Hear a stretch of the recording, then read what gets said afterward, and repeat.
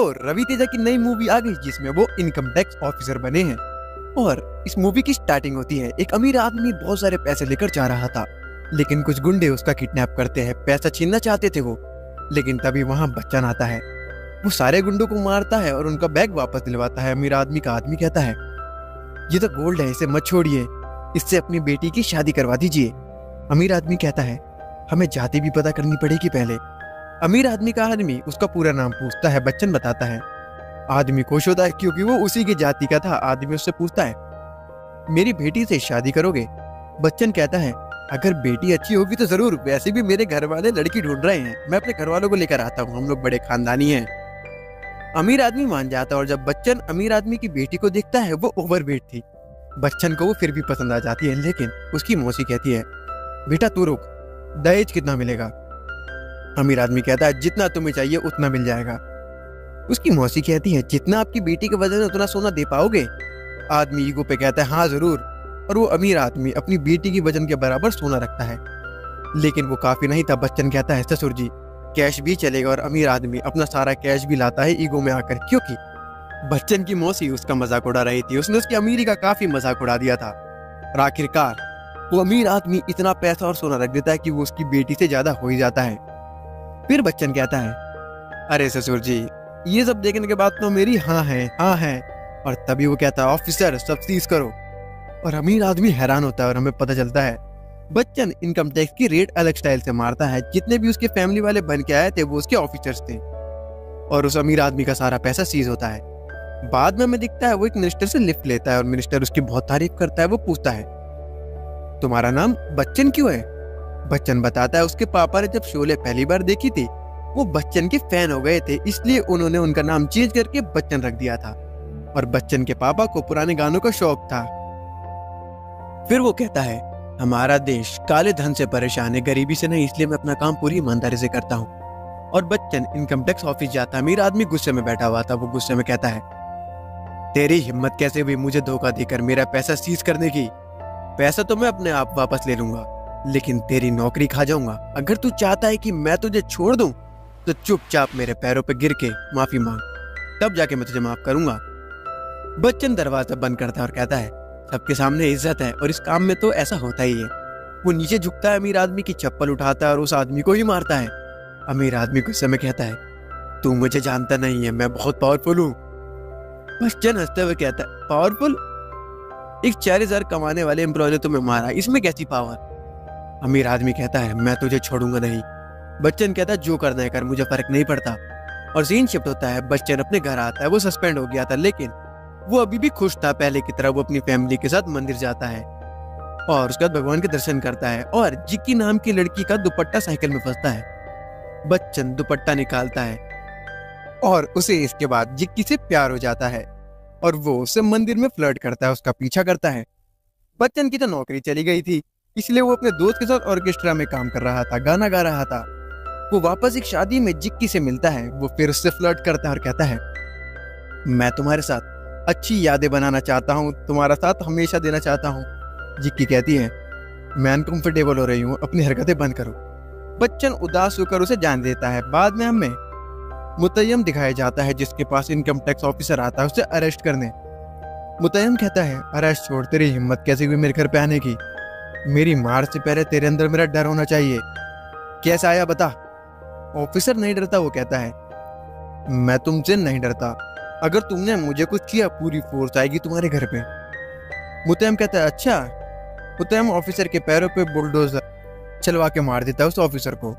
और उस ऑफिसर की बीवी अपने बच्चे के साथ मिसिंग कंप्लेंट करने आती है। पुलिस वाला नहीं सुनता, वो उसे टाल के भेज देता है क्योंकि वो भी मुतय्यम से डरता था। और जिक्की के पापा आते हैं, वो मुतय्यम के यहाँ काम छोड़ना चाहते थे, क्लर्क का। मुतय्यम उन्हें मार के भेज देता है। वो कहता है, शुक्र मना, मैं तुझे जान से नहीं मार रहा, क्योंकि तूने मेरे वहां इतने साल वफादारी से काम किया है। जा जाके मंदिर का पुजारी बन जा। जिक्की के पापा मंदिर की सेवा करने के लिए पुजारी बन जाते हैं। सीन शिफ्ट होता है, जिक्की गलती से बच्चन के घर आती है। वो बच्चन की पड़ोसी थी। बच्चन काम से बाहर ही रहता था, लेकिन जिक्की उसके पेरेंट्स को अच्छे से जानती थी। बच्चन कहता है, क्या पता हमारी जोड़ी किस्मत ने लिखी है। जिक्की का फोन खराब हो गया था, घर का लैंडलाइन। बच्चन चेक करने जाता है और बच्चन के रिलेटिव फोन करके कहती है, हमने तुम्हारे लिए अच्छी लड़की देखी है, दहेज भी अच्छा मिल रहा है। बच्चन कहता है मना कर दो, मुझे लड़की मिल गई है प्यारी सी, मैं उसी से शादी करूंगा। जिक्की समझ जाती है, उसे गुस्सा आता है। बाद में जिक्की अपने पापा के लिए गाने भरवाने आती है बच्चन के दोस्त की दुकान पे, और राजेश खन्ना और बच्चन के गाने भरवाती है। लेकिन बच्चन उसको अपने लव प्रपोजल रिकॉर्ड करके दे देता है, वो दिल से अपनी सारी फीलिंग रिकॉर्ड करके दे देता है। जिक्की सुनती है, उसे अच्छा लग रहा था। बाद में बाहर बच्चन कुमार सानू के गाने गा रहा था। जिक्की के पापा को गुस्सा आता है क्योंकि वो किशोर कुमार के गाने सुन रहे थे। वो उसे बंद करवाने के लिए कहते हैं। जिक्की जाती है, जिक्की बंद करने के लिए कहती है। बच्चन मना करता है। जिक्की कहती है नहीं तो तुम्हारे साथ बुरा होगा। बच्चन कहता है बुरा तो तुम्हारे साथ होगा, तुम्हारे पापा बी साइड वाली रिकॉर्डिंग सुनेंगे। जिक्की को याद आता है उसमें बच्चन की रिकॉर्डिंग थी। वो जल्दी भागते हुए जाती है और उसके पापा के रिकॉर्डर के बजने से पहले वो बंद करती है और उन्हें सोने के लिए कहती है। उसके पापा मान जाते हैं। बच्चन खुश होता है। बाद में मुतय्यम मिनिस्टरों से मिलता है। वो सारे मेंबर्स को बड़ी बड़ी पोस्टों पे बैठा रहा था। वो एक मिनिस्टर को भी धमकी देता है और सीन शिफ्ट होता है। बच्चन घर जाता है। उसके पेरेंट्स पिटे हुए थे, उन्हें किसी ने मारा था और जिक्की को भी किसी ने मारा था। बच्चन गुस्से में कहता है क्या हुआ यहाँ, और जब उसे पूरी बात पता चलती वो पेट्रोल लेके सीधा मुतय्यम के रिश्तेदार के पास जाता है जो फंक्शन कर रहा था। उसके आदमियों ने जबरदस्ती बच्चन के पेरेंट्स को मार पीट के लाइट का कनेक्शन लिया था। बच्चन सीधा चलाने की धमकी देता है और जल्दी सबके सामने अपने पेरेंट्स से माफी मांगने के लिए कहता है। मुतय्यम के रिश्तेदार के पास चारा नहीं था, उसे माफी मांगनी पड़ती है डर के मारे।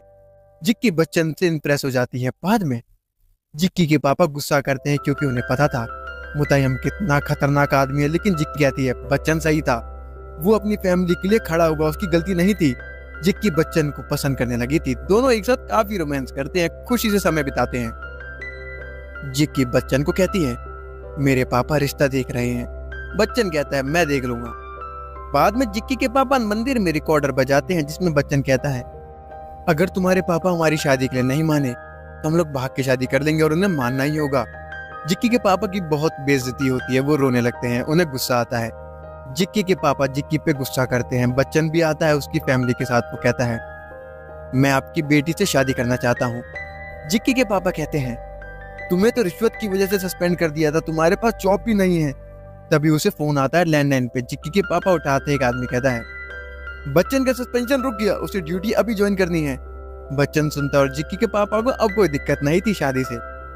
जिक्की और बच्चन खुश हो जाते हैं। बाद में बच्चन का सीनियर उसे बताता है तुम्हें एक बड़े आदमी के घर पे छापा मारना है। बच्चन कहता है कितना भी बड़ा आदमी हो मुझे फर्क नहीं पड़ता। मुतय्यम को पता चलता है उसके रिश्तेदार को टिकट नहीं मिला। उसे गुस्सा आता है। वो अपने रिलेटिव का गला दबाता है और पूछता है क्या हुआ था।